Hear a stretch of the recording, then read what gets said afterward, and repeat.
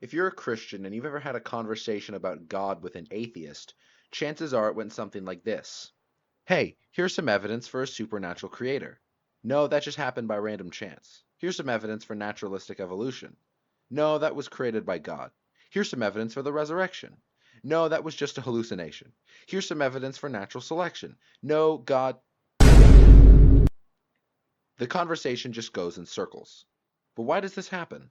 Well, each person interprets every piece of evidence according to their preconceived spiritual or naturalistic presuppositions. They see rock formations, and the Christian views this as clear evidence of the flood, but the atheist views it as clear evidence that the world was formed over millions and millions of years. To actually make progress in the discussion, you have to attack the atheist's underlying presuppositions.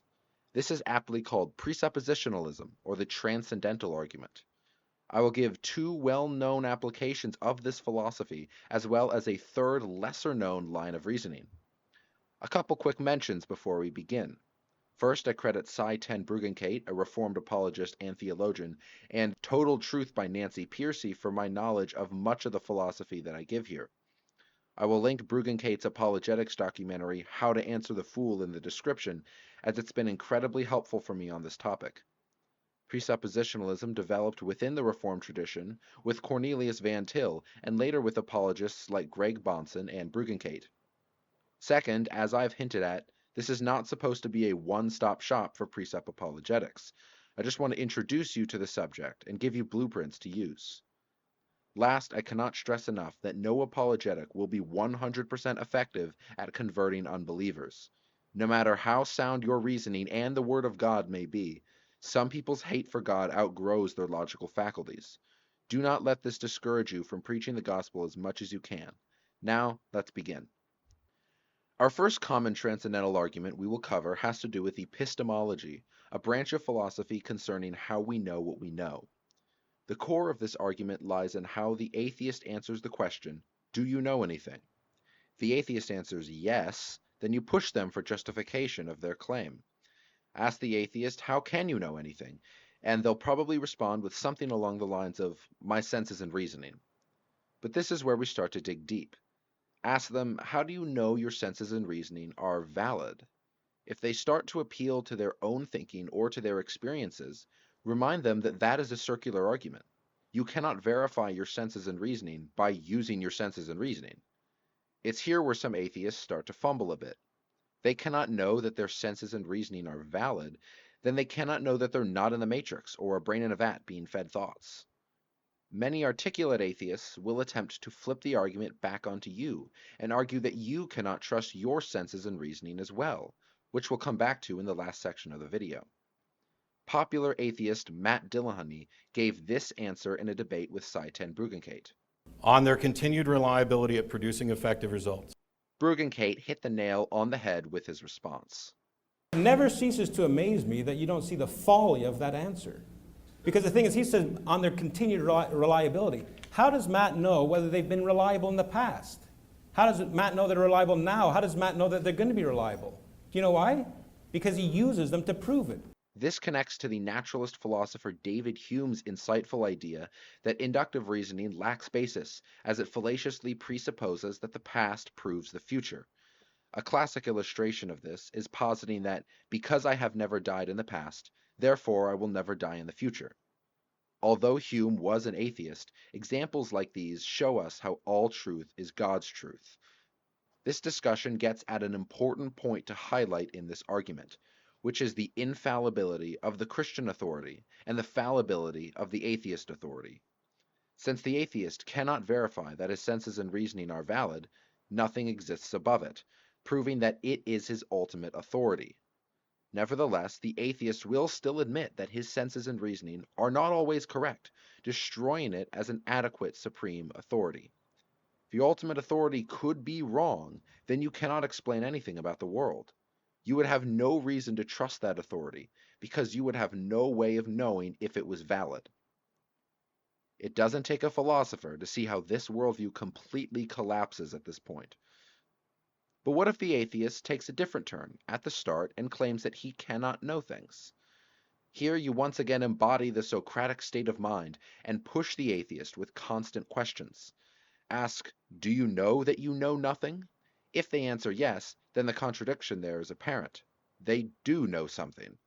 However, if they continue to deny knowledge and say no, then you explain to them how that worldview cannot accurately describe their true beliefs. If they truly cannot know anything, why do they engage in this debate with you? Why do they attempt to learn anything at all? These aren't actions of someone who believes that reality is unknowable. No, they know reality. They know that they know things because they know that God exists. They have to reduce themselves to absurdity with nonsensical statements like, I don't know that I know nothing, to deny Yahweh. Thus, the atheist cannot account for knowledge or truth and expose their knowledge of the one true God in their truth and knowledge claims. The second presuppositional argument typically stems from morality. Many atheists argue for moral subjectivism, which affirms that morality shifts due to different people, cultures, or beliefs. While many of you watching this video may immediately think that this idea has horrifying implications, such that no decent human being could believe in it, I remind you that moral subjectivism is the logical conclusion of Darwinism. Almost all atheists posit Darwinism as their replacement for Christianity, replacing God with natural processes. This worldview concludes that morality is contingent on survival.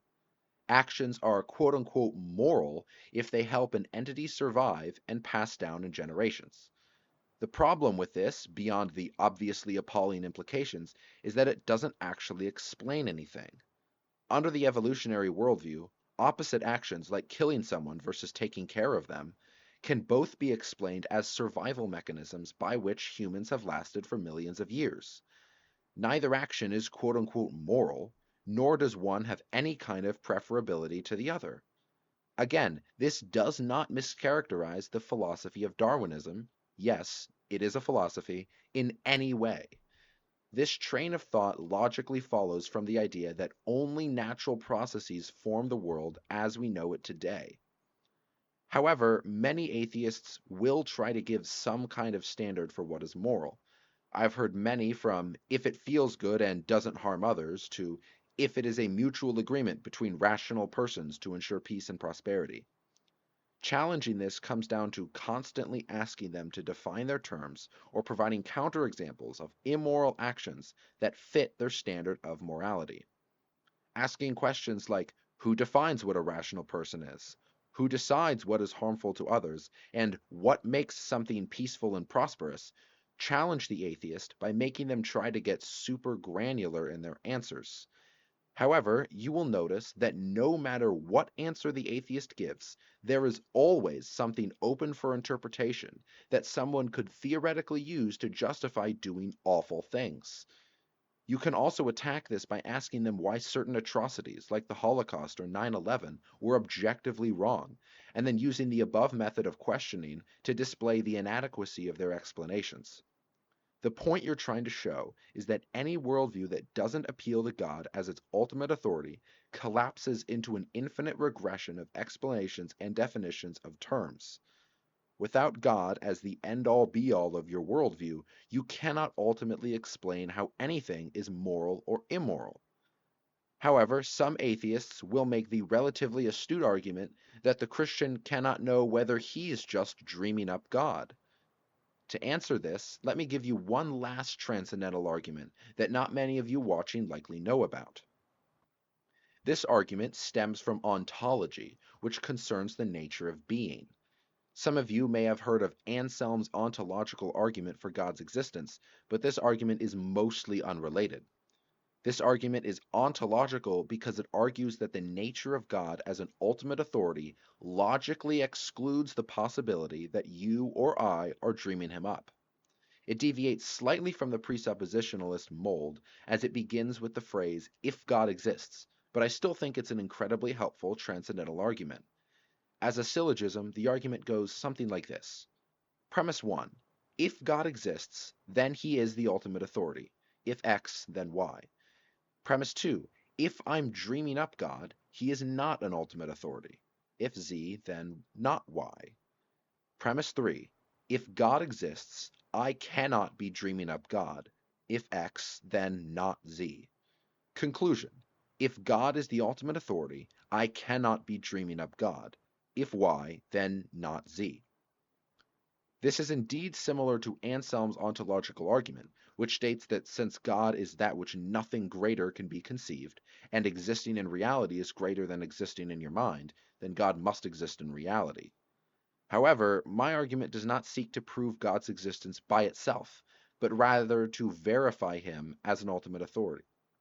However, my argument does not seek to prove God's existence by itself, but rather to verify him as an ultimate authority. An ultimate authority is that which cannot be confirmed by another, because to confirm an authority means to be above it.